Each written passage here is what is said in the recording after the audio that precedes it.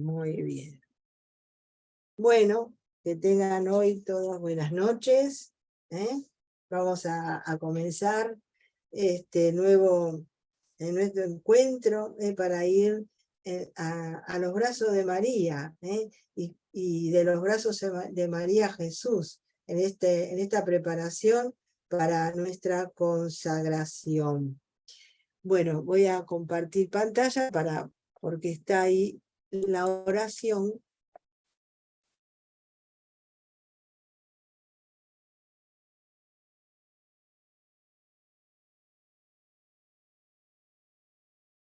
En este PowerPoint.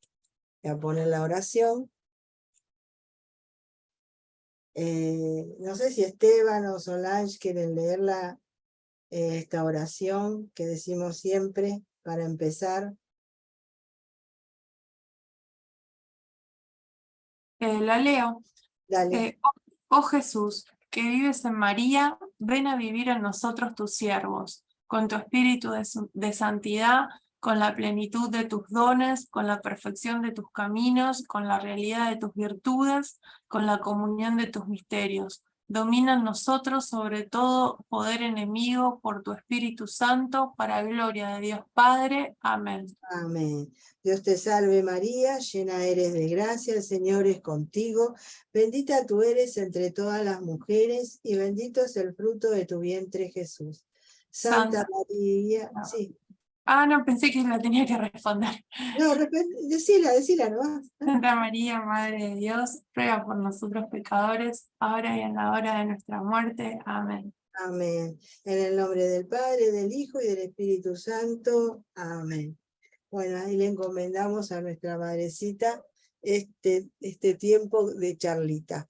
Bueno, como estaba en la primera diapositiva, hoy comenzamos esta segunda etapa. Ya terminamos la primera etapa del espíritu del mundo. Bueno, hemos estado dando un montón de cosas, ¿no?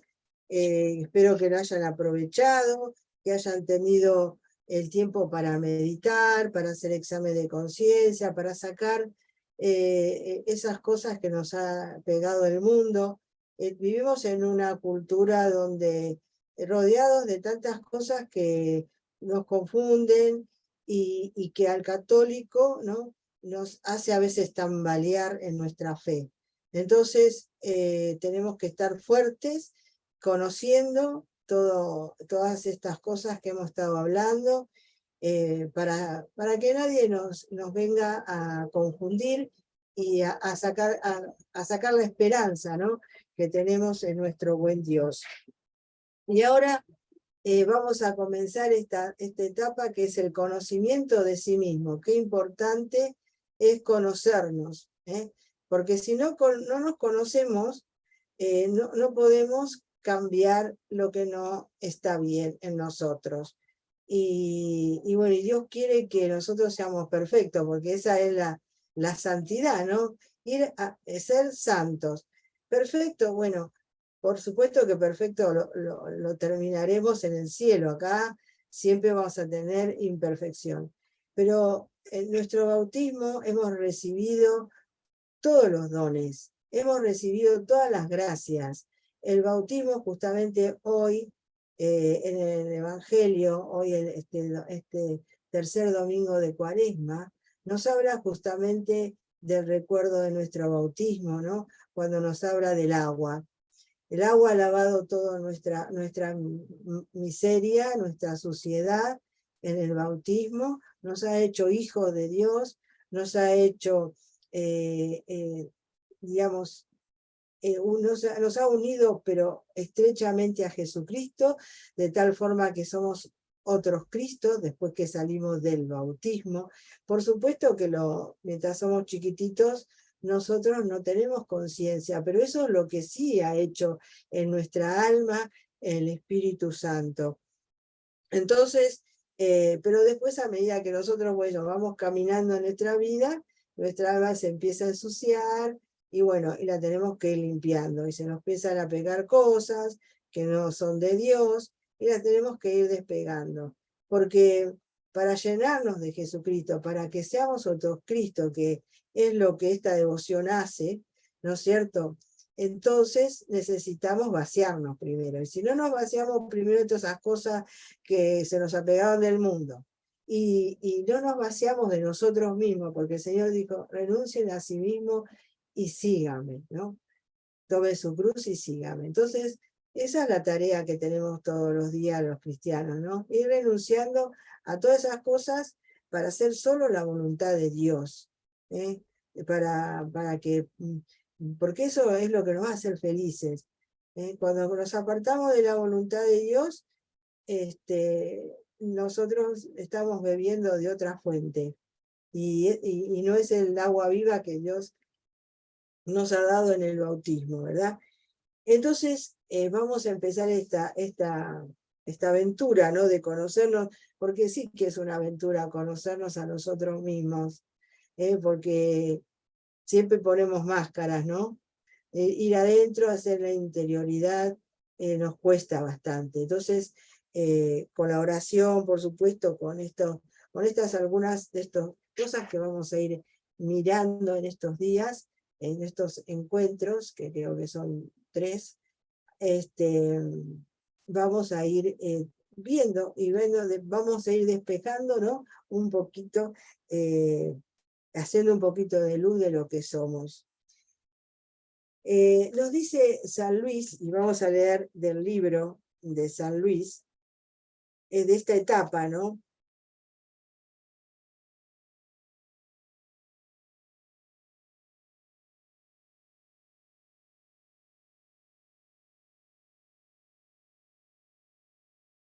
Durante esta semana, o eso porque él lo hace en semanas, nosotros lo estamos haciendo, como digo yo, etapas, porque puede durar más, porque depende cómo trabajemos, ¿no? Dice, dedicarán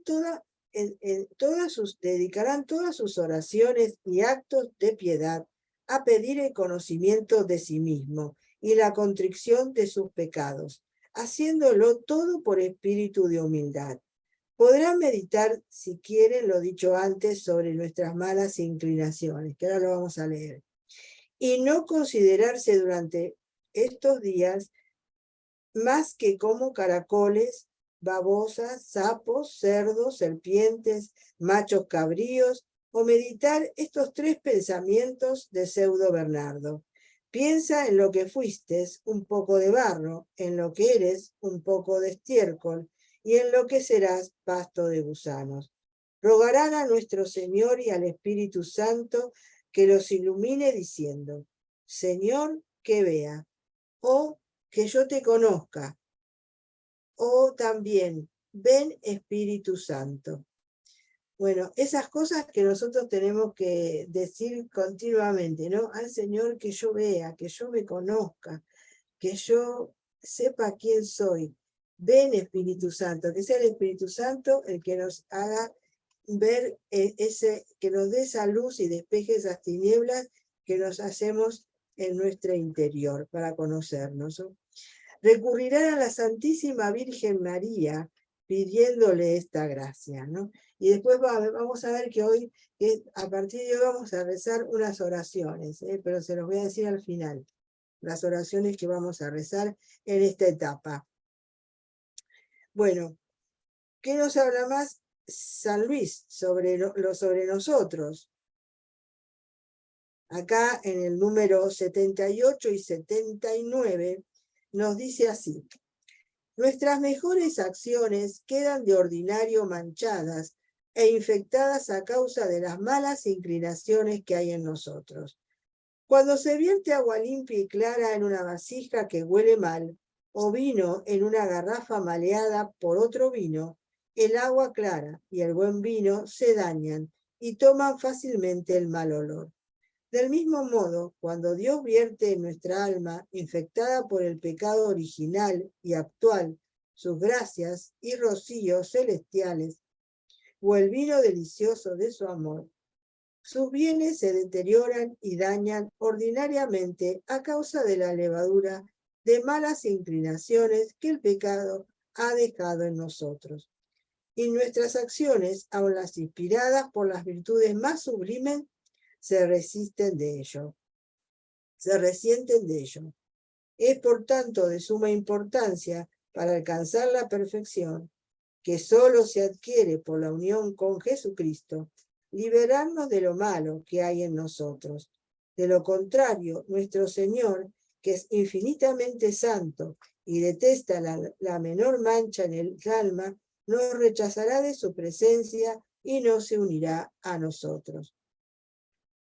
Para vaciarnos de nosotros mismos debemos conocer bien, con la luz del Espíritu Santo, nuestras malas inclinaciones, nuestra incapacidad para todo bien concerniente a la salvación, nuestra debilidad en todo, nuestra continua inconstancia, nuestra indignidad para toda gracia y nuestra iniquidad en todo lugar. El pecado de nuestro primer padre nos perjudicó a todos casi totalmente. Nos dejó agriados, engreídos e infectados como la levadura agria. Levanta e infecta toda la masa en que se la pone. Nuestros pecados actuales, mortales o veniales, aunque estén perdonados, han acrecentado la concupiscencia, debilidad, inconstancia y corrupción naturales, y dejado huellas de maldad en nosotros. Nuestros cuerpos se hallan tan corrompidos que el Espíritu Santo los llama cuerpo de pecado, concebidos en pecado, alimentados en el pecado y capaces de todo pecado. Cuerpos sujetos a 1000 enfermedades que de día en día se corrompen y no engendran sino corrupción. Nuestra alma, unida al cuerpo, se ha hecho tan carnal que la Biblia la llama carne. Toda carne se había corrompido en su proceder. Tenemos por única herencia el orgullo y la ceguera en el espíritu, el endurecimiento en el corazón, la debilidad y la inconstancia en el alma, la concupiscencia, las pasiones rebeldes y las enfermedades en el cuerpo. Somos, por naturaleza, más soberbios que los pavos reales, más apegados a la tierra que los sapos, más viles que los machos cabríos, más envidiosos que las serpientes, más glotones que los cerdos, más coléricos que los tigres, más perezosos que las tortugas, más débiles que las cañas y más inconstantes que las veletas. En el fondo no tenemos sino la nada y el pecado, y solo merecemos la ira divina y la condenación eterna. Fuerte nos habla San Luis, ¿verdad? Bueno, entonces vamos a tener que trabajar bastante, ¿verdad? Porque sí, es cierto, desgraciadamente el pecado ha dejado una mancha, una suciedad en el alma, que es más difícil de sacar porque es interior, ¿no? Y que a nosotros nos cuesta tanto. Solo Dios, con su gracia, puede hacerlo. Una vez que nosotros lo descubrimos, porque es como si nosotros vamos al médico y no le descubrimos nuestra enfermedad, el médico jamás nos va a poder curar. Si nosotros le ocultamos la enfermedad que tenemos, un dolor o lo que sea, ¿cómo nos va a curar el médico? Entonces, la idea es que nosotros tengamos que descubrir que seguramente por la luz del Espíritu Santo lo vamos a reconocer, esa enfermedad. Y con esa enfermedad le vamos a ir al médico divino para que la cure. Bueno, ¿quién soy yo? ¿No? Vamos a ver.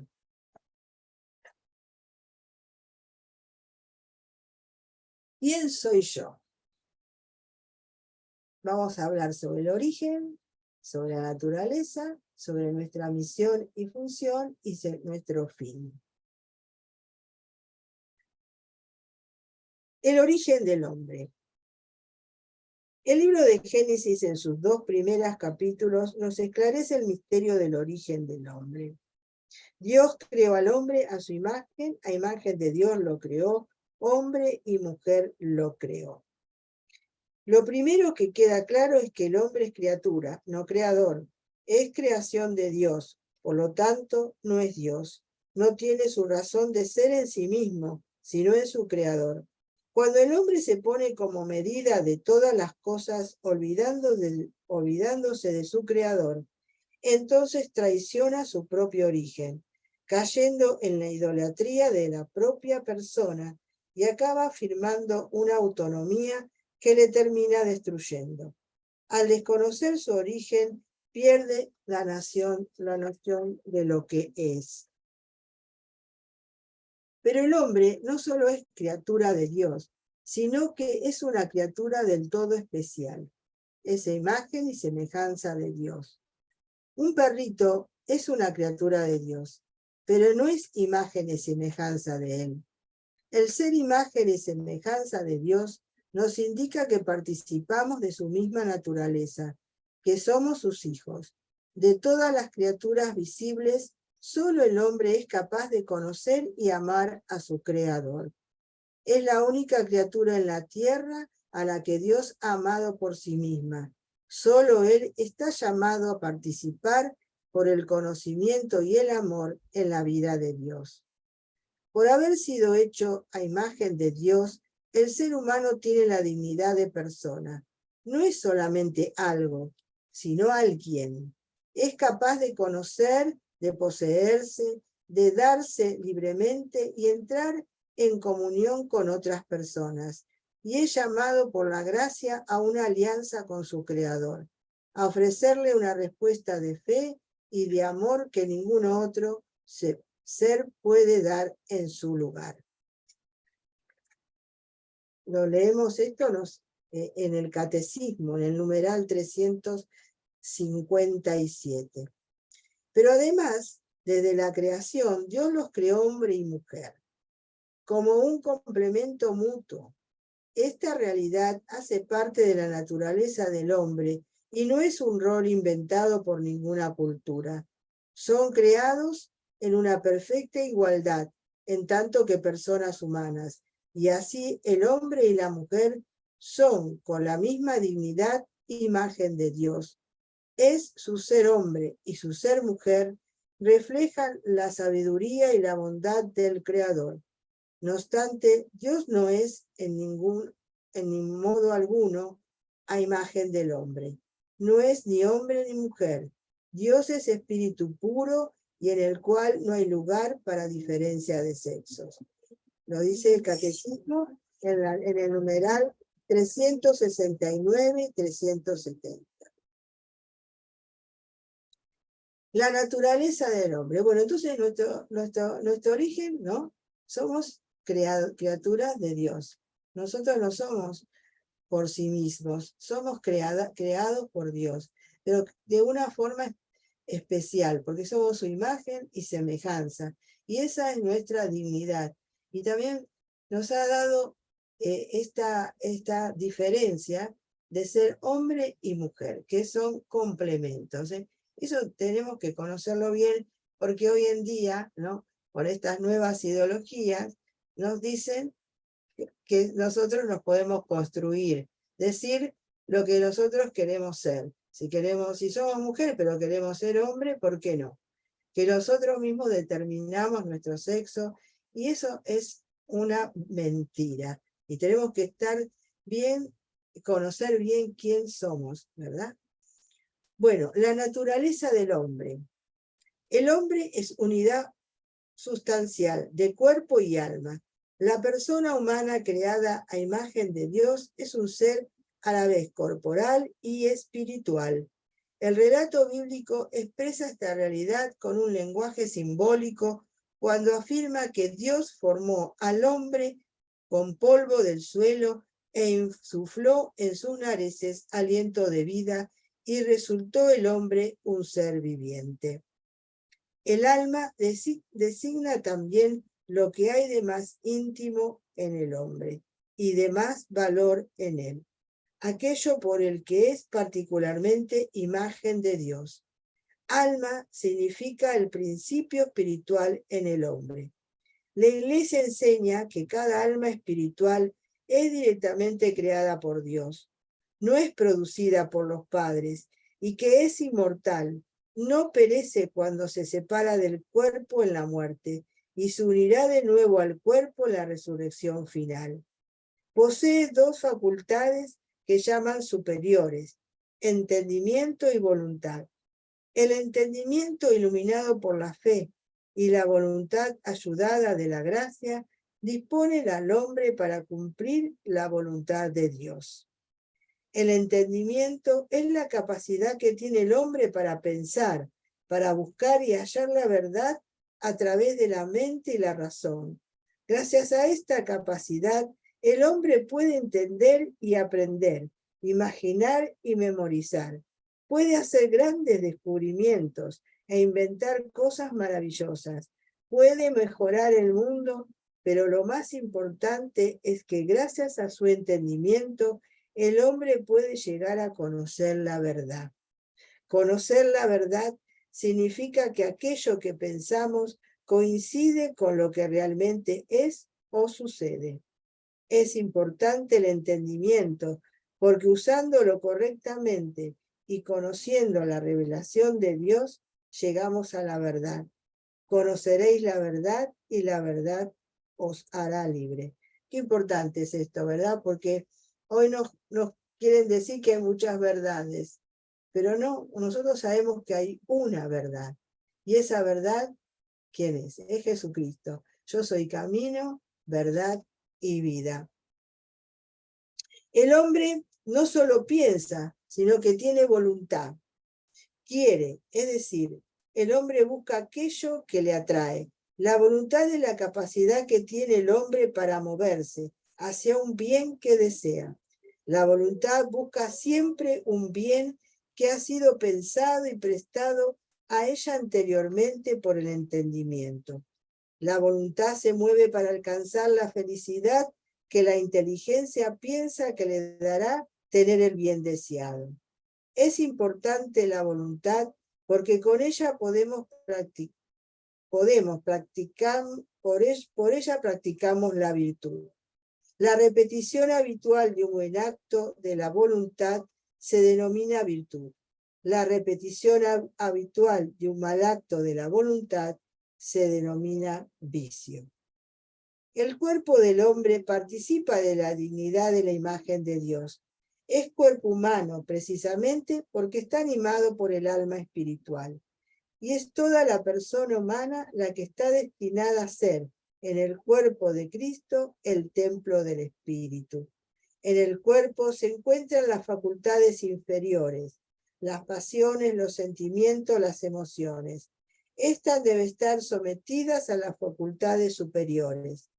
Antes del pecado original, el hombre vivía en estado de santidad y de justicia originales. El estado de justicia original traía para el hombre una serie de gracias especiales. Todo eso lo podemos leer en el catecismo, en los numerales 364, 384, 374 y 79. El hombre estaba en amistad con su creador y en armonía consigo mismo y con la creación en torno a él. Tenía participación de la vida divina. Todas las dimensiones de la vida del hombre estaban fortalecidas.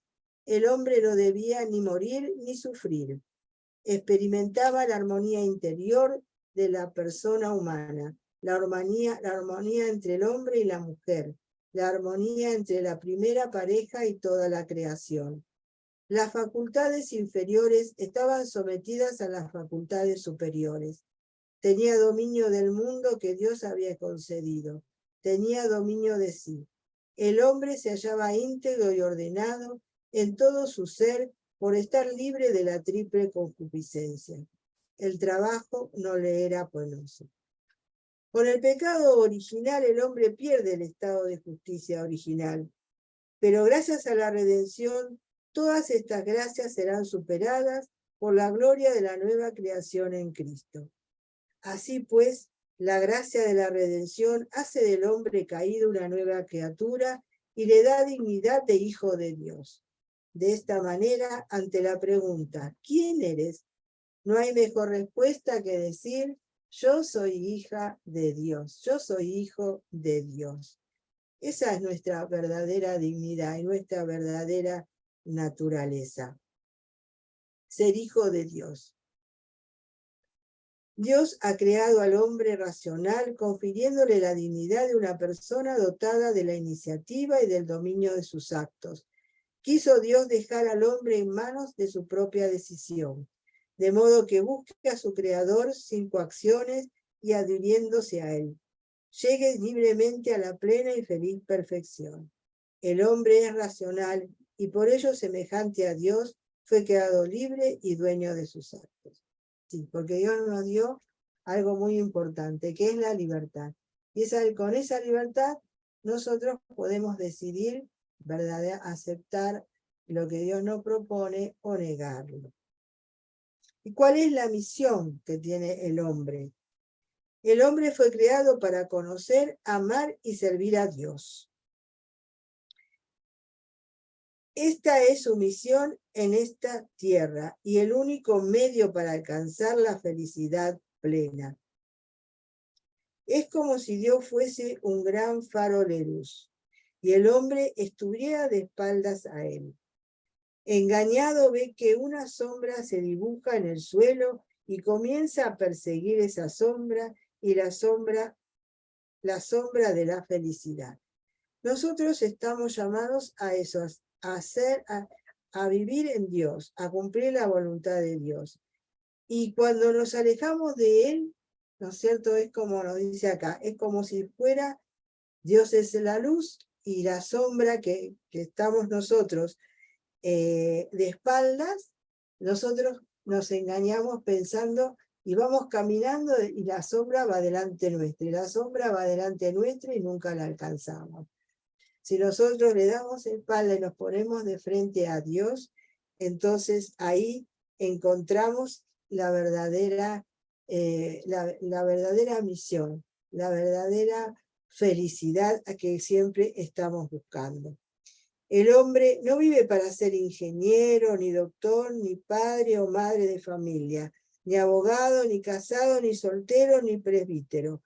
El hombre vive para ser santo y todo lo demás es un medio para llegar a esta santidad. Pero la realización plena del hombre se dará cuando contemple a Dios cara a cara. Ese es el fin al que fue llamado. El fin del hombre. Todos los hombres son llamados al mismo fin, Dios. Venimos de Dios y a Dios volvemos. El fin del hombre es la gloria eterna con Dios en la visión beatífica. El cielo es el fin último y la realización de las aspiraciones más profundas del hombre, el estado supremo y definitivo de dicha. Bueno, ¿quién no quiere ir al cielo, verdad? Yo levanto. ¿Quién quiere ir al cielo? Yo levanto la mano. Yo quiero ir al cielo, porque ese es mi fin. Para eso fui creado, para vivir con Dios eternamente. Bueno.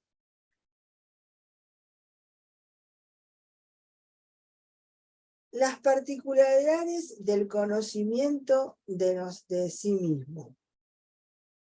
Bueno, todo lo anterior, sin ser exhaustivo, es la generalidad de lo que el hombre debe conocer de sí mismo. Sin embargo, existen particularidades sumamente necesarias para llegar a la santidad. Sabiendo que nuestra meta es la santidad, debemos conocer en nosotros qué nos ayuda para llegar a ella, que son las virtudes, qué se constituye en un obstáculo para alcanzarla, que son nuestros vicios y defectos, y de qué manera podemos potenciar nuestro temperamento para llegar al cielo. Y vamos a hablar un poquito de las virtudes, y esto lo voy a sacar de acá del catecismo, del compendio del catecismo de la Iglesia Católica. ¿Qué es la virtud? La virtud es una disposición habitual y firme para hacer el bien. El fin de una vida virtuosa consiste en llegar a ser semejante a Dios. Nos dice San Gregorio de Niza. Hay virtudes humanas y virtudes teologales. Vamos a hacer un poco de catecismo, ¿verdad?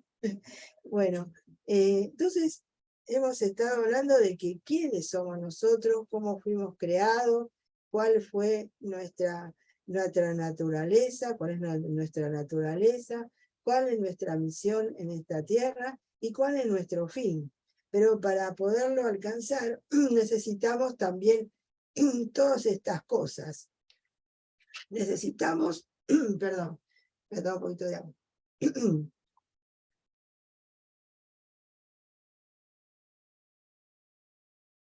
Necesitamos que podamos practicar nuestras virtudes, que podamos acrecentar las virtudes, e ir vaciando, sacando nuestros vicios, conocer nuestro temperamento y cómo podemos,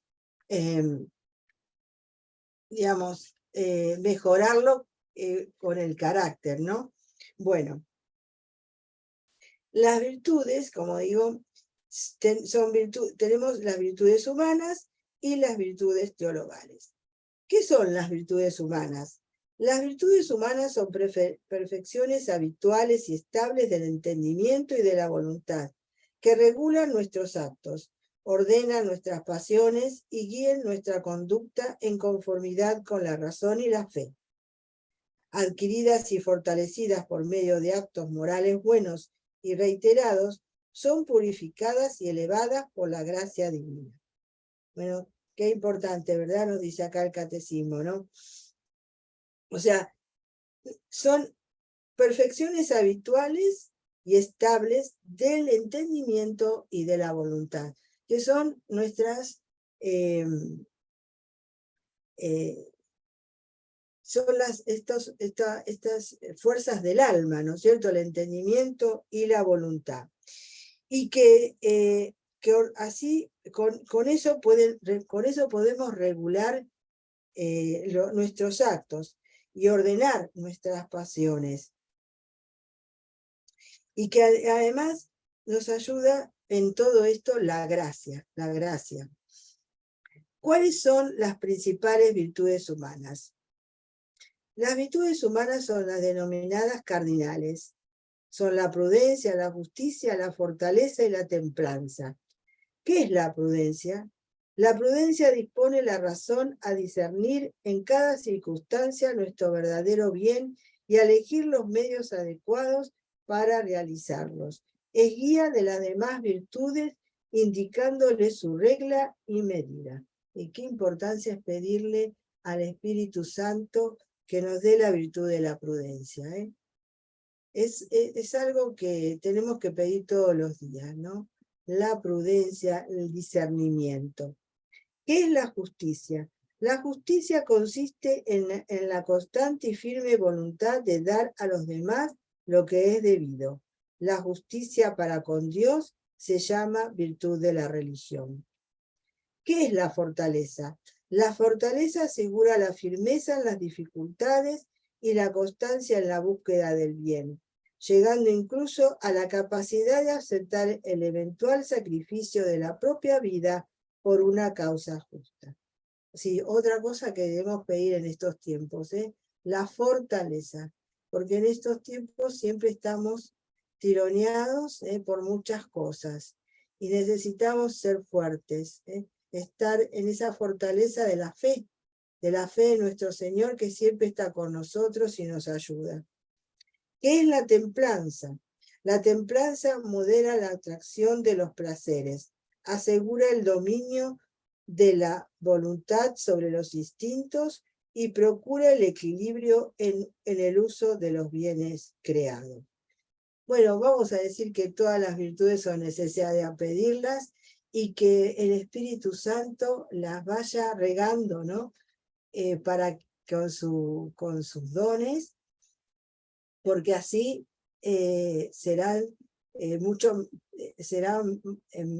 la podremos hacer mejores, ¿no?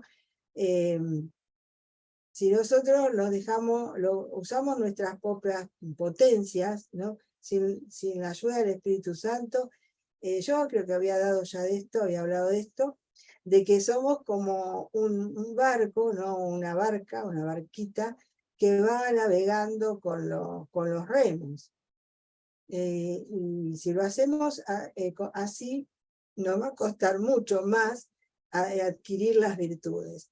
En cambio, si le pedimos al Espíritu Santo, desplegamos las velas, ¿verdad? Y entonces la barca va más rápido, va más rápido en adquirir todas estas virtudes y más perfectamente. O sea que hay que pedirle al Espíritu Santo que nos alcance sus dones para que nuestras virtudes se afiancen sobrenaturalmente. Y bueno, y después tenemos las virtudes teologales, que son las que están infundidas en nuestra alma el día de nuestro bautismo. Y esas no necesitamos hacer esfuerzos, solamente las debemos pedir. Pedimos siempre a Dios que nos aumente la fe, que nos aumente la esperanza, que nos conceda esa caridad perfecta para que cada vez nos asemejemos más a nuestro Señor. Bueno, y ahora, ¿qué son los vicios? También son los contrarios, por supuesto, a las virtudes, ¿verdad?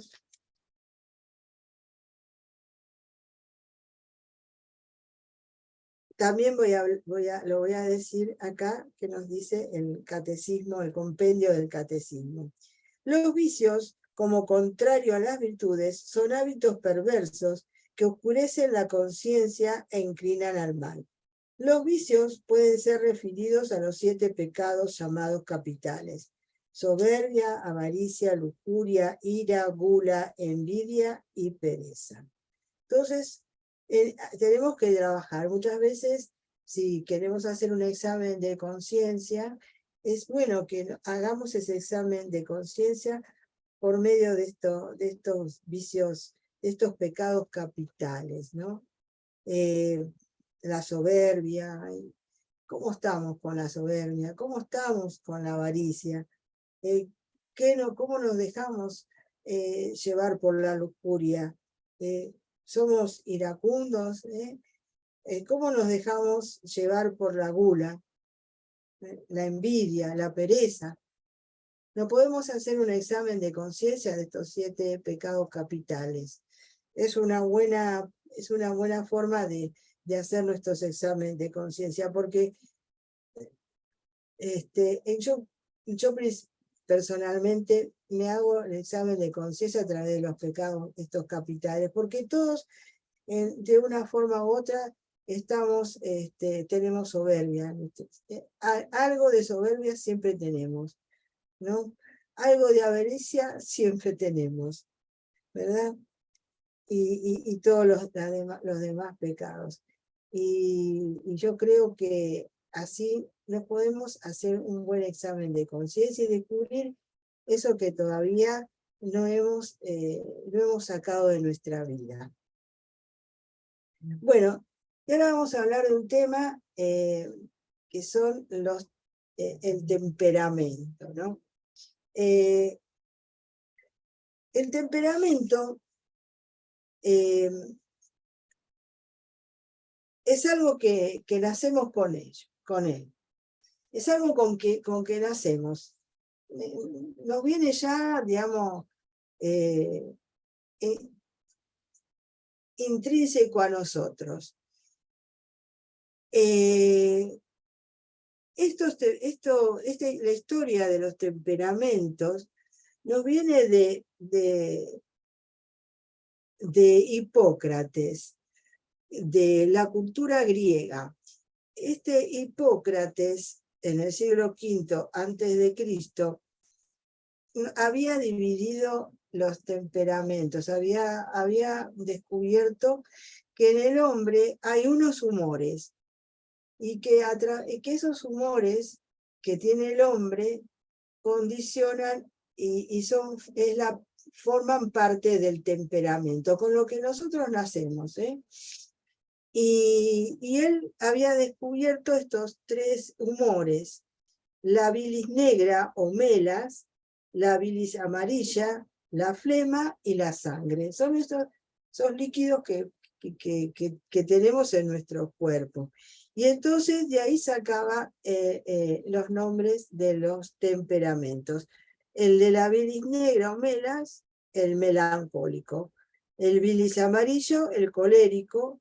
La flema, el flemático. La sangre, el sanguíneo.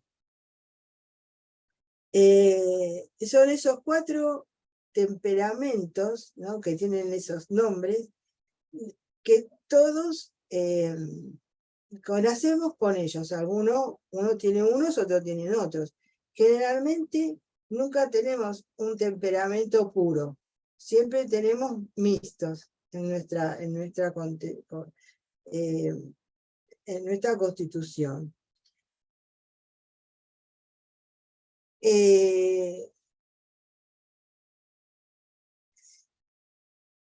Con frecuencia se confunde el temperamento y el carácter, pero son 2 cosas realmente distintas, aunque íntimamente relacionadas. El temperamento es el conjunto de las inclinaciones íntimas que brotan de la constitución fisiológica de los individuos. Y el carácter es el conjunto de las disposiciones psicológicas que nacen del temperamento en cuanto modificado por la educación y el trabajo de la voluntad y consolidado por el hábito. Según esta educación, el carácter será uno bueno o malo, ¿no?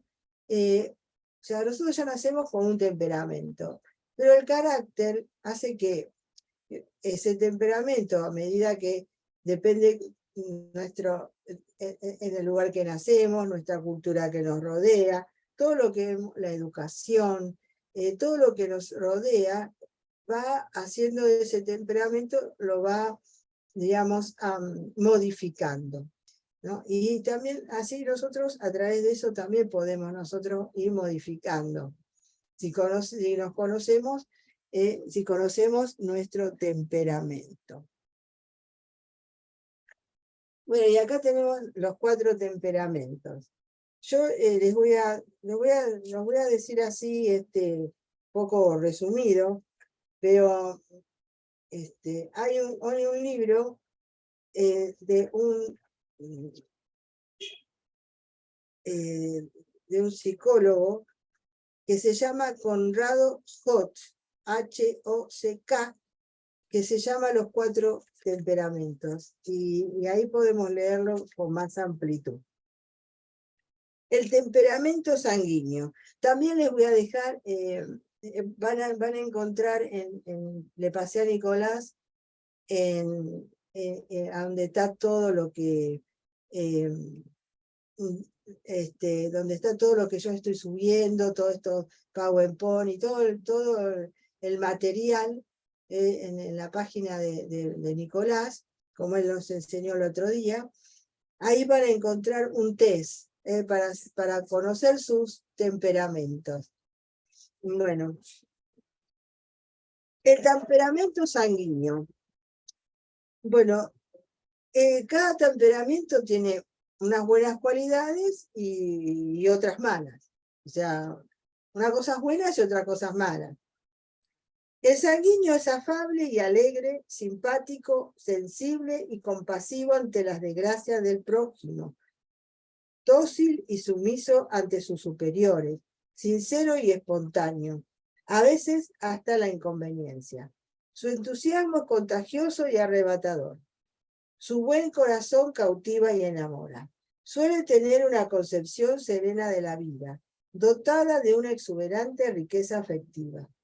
Sanguíneos 100% fueron el apóstol San Pedro, San Agustín, Santa Teresa y San Francisco Javier.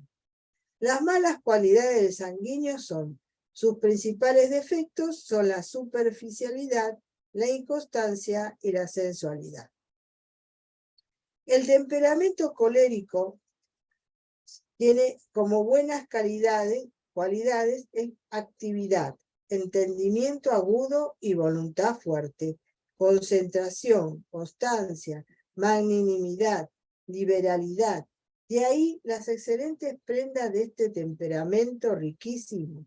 Los coléricos o biliosos son grandes apasionados y voluntariosos, prácticos, despejados, más que teóricos, son más inclinados a obrar que a pensar.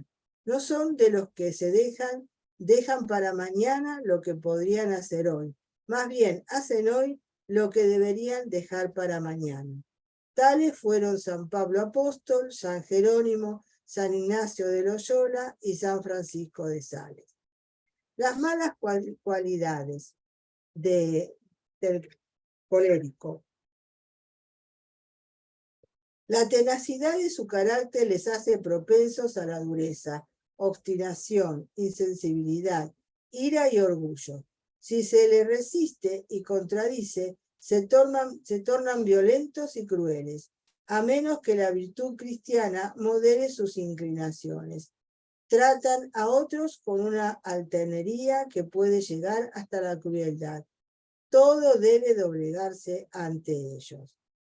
Todas estas cosas, de estas características de los temperamentos, son para que al conocernos, ¿no? Al conocer qué temperamento tenemos nosotros, podemos trabajar para acrecentar esa virtud, eso de las cosas buenas que tenemos, y para ir sacando esas cosas malas que cada temperamento tiene, ¿no?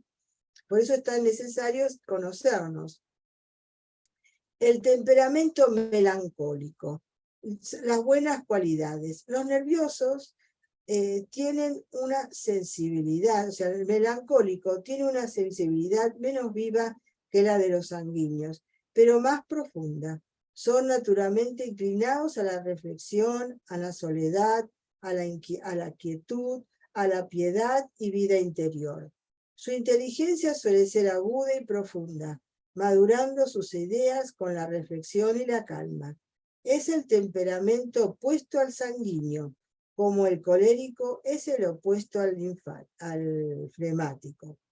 Fueron temperamentos nerviosos el apóstol San Juan, San Bernardo, San Luis Gonzaga, Santa Teresita del Niño Jesús y Pascal.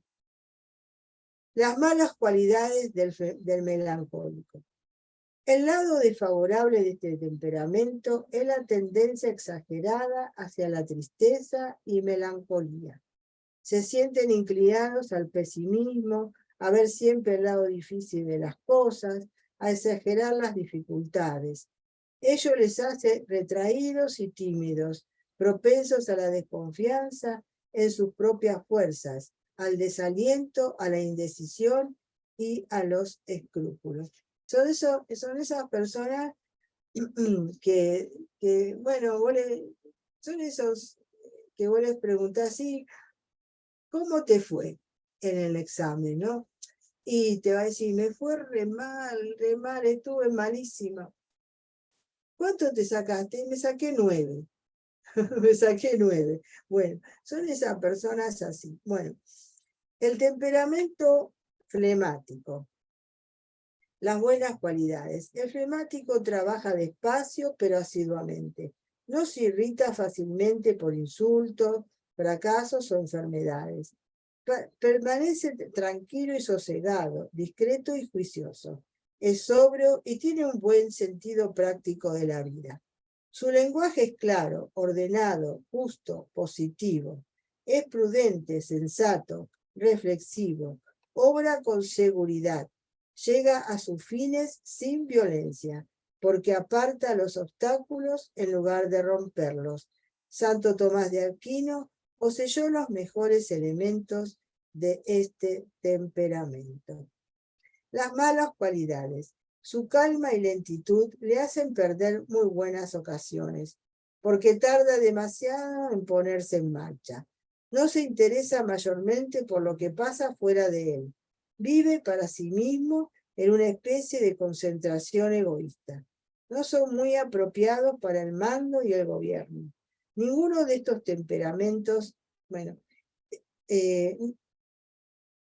esos son todos los 4 temperamentos. Como vemos, algunos tienen, o sea, todos tienen unas buenas cualidades y tienen otras que hay que mejorarlas. Por eso es el carácter, ¿no? Y cómo vamos mejorando nuestro temperamento a través de trabajar nuestro carácter. Y como les decía, todos estos temperamentos, la mayoría o sea, no tenemos un temperamento puro, no somos puro sanguíneo, ni puro colérico, ni puro melancólico, ni puro flemático. Somos mezclas, tenemos mezclas. Lo importante es ir conociéndonos y ir tratando de sacar lo mejor de nosotros, lo mejor de nuestro temperamento.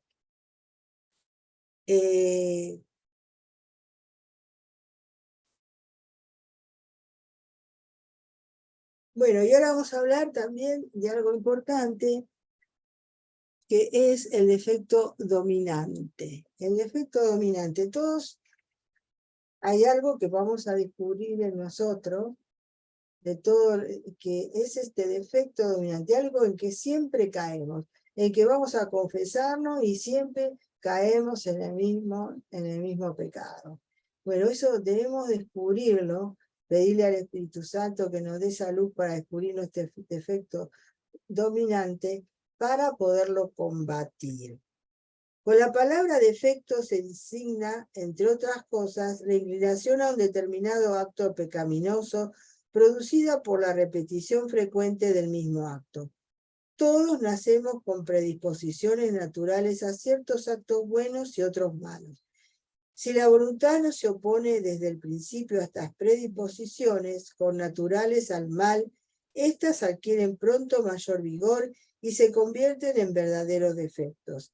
Defecto dominante en el hombre es aquella proclividad cuyo impulso es más frecuente y más fuerte, aunque no siempre se observe.